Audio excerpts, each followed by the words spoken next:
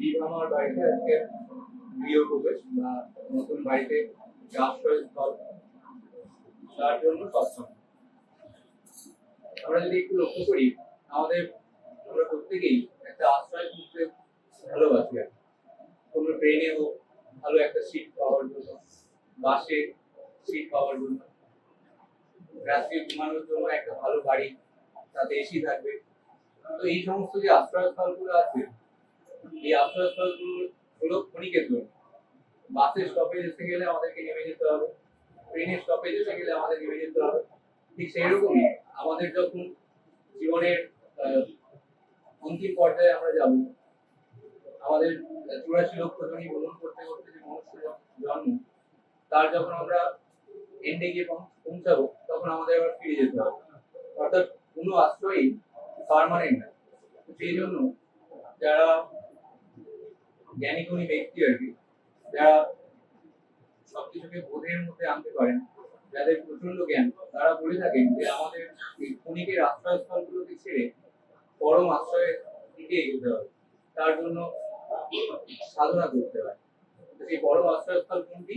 সেটা হলো ঈশ্বর, যাকে আমরা ঠাকুর বলি, যাকে আমরা নিজেদের সত্তার। সেরকমই আমাদের প্রত্যেকের অন্তিম গন্তব্যস্থল, অন্তিম আশ্রয়স্থল হচ্ছে ঠাকুর।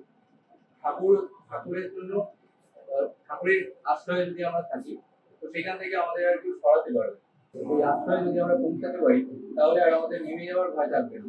আমরা চিরকাল তার আশ্রয়ের মধ্যে অনন্ত কাল ধরে তার সেবা করবো, তার দিকে তাকিয়ে থাকবো, তার ভালোবাসায় আনন্দ উপভোগ করবো। তো আমাদের প্রত্যেকেরই ওই আশ্রয়স্থলটাই কাম্য হওয়া উচিত। আমরা প্রত্যেকেই যখন অবসাদগ্রস্ত থাকি, তখন ভাবি যদি কেউ আমাকে খুব ভালোবাসতো, আমার দিকে তাকিয়ে আমার কথাই ভাবতো, আমার মনের কথাগুলো যদি সেই একজন ব্যক্তি শুনতো, তাহলে আমাদের কত ভালো হতো। তো এই ক্ষণিকের আশ্রয়স্থলে আমরা সেরকম মানুষ পাই না।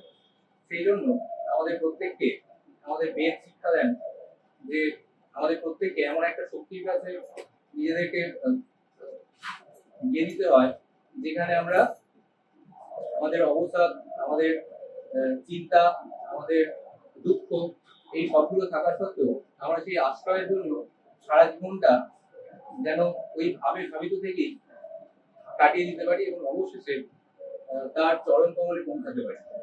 এই পরম আশ্রয় খুঁজতে গিয়ে অনেক যারা সাধক, তারা কত বলিদান দিয়েছেন, তারা কত ত্যাগ করেছেন।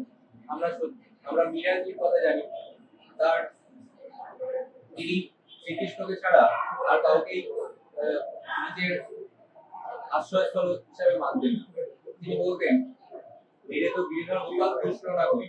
আমাদের কি হয়, আমাদের প্রত্যেকেই আমরা প্রথম লাইনটা বলতে পারি যে মেরে তো গিরিধর গোপাল, কিন্তু দ্বিতীয় লাইনটা বলতে পারি না যে দুষ্কৃ না করি। অর্থাৎ আমার গিরিধর গোপাল, কিন্তু আর কেউ নেই, এই কথাটা আমরা বলতে পারি।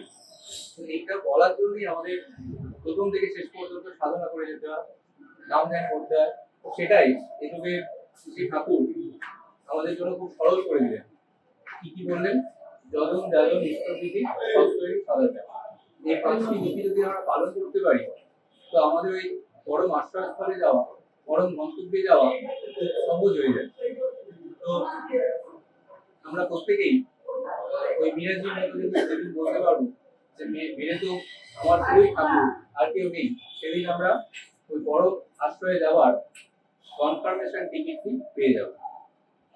তো যাই হোক, ছোটবেলায় অক্ষয় তৃতীয়ার দিন মা বলতেন যে আজকের দিনে যা যা করা হয় সেগুলো অক্ষয় থেকে যায়, মানে সারা বছরটাই সেটা চলতে থাকে আর কি।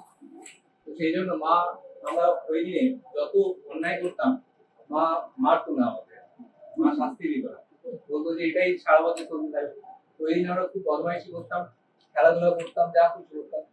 এবং ওই দিনে আমাদের প্রচুর রান্না হতো আর কি। অন্যান্য দিনে হয়তো একটা সামান্য কিছু রান্না হতো, কিন্তু ওই দিনে বেশি রান্না হতো। তার কারণ মা বলতেন যে ওই দিনে আমরা যেটা করবো সেটাই নাকি রিপিট হতে থাকবে সারা বছর। তো আজকে এই পূর্ণ দিনে শ্রদ্ধেয় বিভা মায়ের বাড়িতে আজকে যে আনন্দ অনুষ্ঠান হলো, আজকে যে তার প্রিয় প্রবেশ হলো, আজকে যে তার আনন্দের একটা বাতাবরণ তৈরি হলো, এটা অক্ষয় থাকুক।